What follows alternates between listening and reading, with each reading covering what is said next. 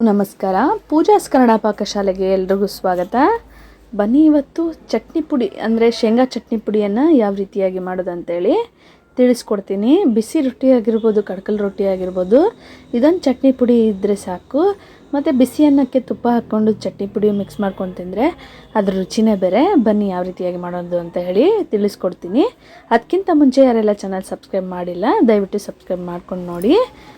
ನಾನು ಇಲ್ಲಿ ಒಂದು 250 ಗ್ರಾಮಷ್ಟು ನಾನು ಶೇಂಗಾವನ್ನು ತೊಗೊಂಡಿದ್ದೀನಿ. ಈಗ ಒಂದು ಹಂಚ ಇಟ್ಬಿಟ್ಟು ನಾನು ತಗೊಂಡಿರುವಂಥ ಶೇಂಗಾನ ಈಗ ಹುರ್ಕೊಳ್ತಾ ಇದ್ದೀನಿ. ನೋಡಿ, ಈ ರೀತಿಯಾಗಿ ಮೀಡಿಯಮ್ ಫ್ಲೇಮಲ್ಲಿ ಇಟ್ಕೋಬೇಕು.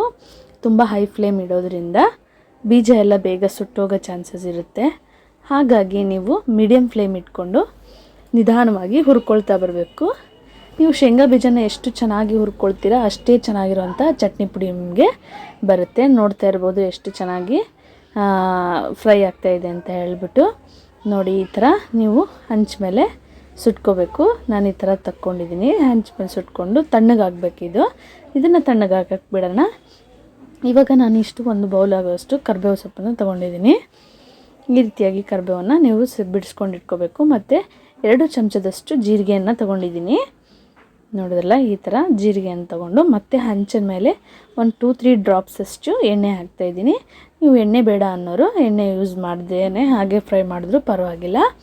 ನೋಡಿ, ಅದಕ್ಕೆ ನಾನು ಕರಿಬೇವು ಸೊಪ್ಪನ್ನು ಹಾಕ್ಕೊಂಬಿಟ್ಟು ಇವಾಗ ಆಡಿಸ್ಕೊಳ್ತಾ ಇದ್ದೀನಿ. ಈ ರೀತಿಯಾಗಿ ನೀವು ಕೂಡ ಆಡಿಸ್ಕೊಳ್ಬೇಕು. ಅದು ಸ್ವಲ್ಪ ಕ್ರಿಸ್ಪಿಯಾಗಿ ಬರಬೇಕು. ಆ ರೀತಿಯಾಗಿ ನೀವು ಫ್ರೈ ಮಾಡ್ಕೊಳ್ಬೇಕು. ನೋಡಿ, ಅದನ್ನು ಹೈ ಫ್ಲೇಮಲ್ಲಿ ಇಟ್ಟು ಅದನ್ನು ಸಹ ಸುಡೋ ಹಾಗಿಲ್ಲ, ಕ್ರಿಸ್ಪಿ ಆಗೋವರೆಗೂ ನೀವು ಹುರ್ಕೊಳ್ಬೇಕು. ಈಗ ಇದಕ್ಕೆ ನಾನು ಜೀರಿಗೆಯನ್ನು ಹಾಕ್ಕೊಳ್ತಾ ಇದ್ದೀನಿ. ಜೀರಿಗೆ ಹಾಕ್ಕೊಂಡ್ಬಿಟ್ಟು ಮೀಡಿಯಮ್ ಫ್ಲೇಮಲ್ಲೇ ಮತ್ತೆ ಫ್ರೈ ಮಾಡಿಕೊಂಡು ನಂತರ ನಾನು ಇದನ್ನು ಗ್ಯಾಸ್ ಆಫ್ ಮಾಡ್ಕೊಳ್ತೀನಿ. ನೋಡಿದ್ರಲ್ಲ, ಮತ್ತೆ ಹಂಚ ಮೇಲೆ ಬಿಟ್ಬಿಡಬೇಕು. ಸ್ವಲ್ಪ ಕ್ರಿಸ್ಪಿ ಆಗಬೇಕಲ್ಲ ಕರಿಬೇವು. ಹಾಗಾಗಿ ನಾನು 5ರಿಂದ 6 ಬೆಳ್ಳುಳ್ಳಿಯನ್ನು ಸಿಪ್ಪೆ ಬಿಡಿಸ್ಕೊಂಡು ಇಟ್ಕೊಂಡಿದ್ದೀನಿ. ಇವಾಗ ನಾವು ತಗೊಂಡಿರೋ ಶೇಂಗಾ ಏನು ಹುರ್ಕೊಂಡಿದ್ವಲ್ಲ ಅದರದ್ದು ಸಿಪ್ಪೆ ಎಲ್ಲ ಬಿಡಿಸ್ಕೋಬೇಕು. ಈ ಥರ ಕೈಯಿಂದ ತಿಕ್ಕಿದ್ರೆ ತುಂಬಾ ಈಸಿಯಾಗಿ, ನೋಡಿ ಇಷ್ಟು ಈಸಿಯಾಗಿ ಸಿಪ್ಪೆ ಬಿಚ್ಕೊಳ್ತಾ ಹೋಗುತ್ತೆ. ಈ ರೀತಿಯಾಗಿ ನೀವು ಎಲ್ಲದನ್ನು ಶೇಂಗಾವನ್ನು ಕ್ಲೀನ್ ಮಾಡ್ಕೊಳ್ಬೇಕು. ಸಿಪ್ಪೆ ಬಿಡಿಸ್ಕೊಂಡು ಇಟ್ಕೋಬೇಕು. ನೋಡಿ, ನಾನು ಈ ಥರ ಸಿಪ್ಪೆ ಬಿಡಿಸ್ಕೊಂಡು ಇಟ್ಕೊಂಡು ನಂತರ ಒಂದು ಮಿಕ್ಸಿ ಜಾರ್ ತೊಗೊಂಡು ಮಿಕ್ಸಿ ಜಾರಲ್ಲಿ ನಾನು ಶೇಂಗಾ ಬೀಜವನ್ನು ಹುರ್ಕೊಂಡಿದ್ವಲ್ಲ ಅದನ್ನು ಹಾಕ್ಕೊಳ್ತಾ ಇದ್ದೀನಿ. ಇದು ಚಟ್ನಿ ಪುಡಿ ತುಂಬಾ ಚೆನ್ನಾಗಿರುತ್ತೆ.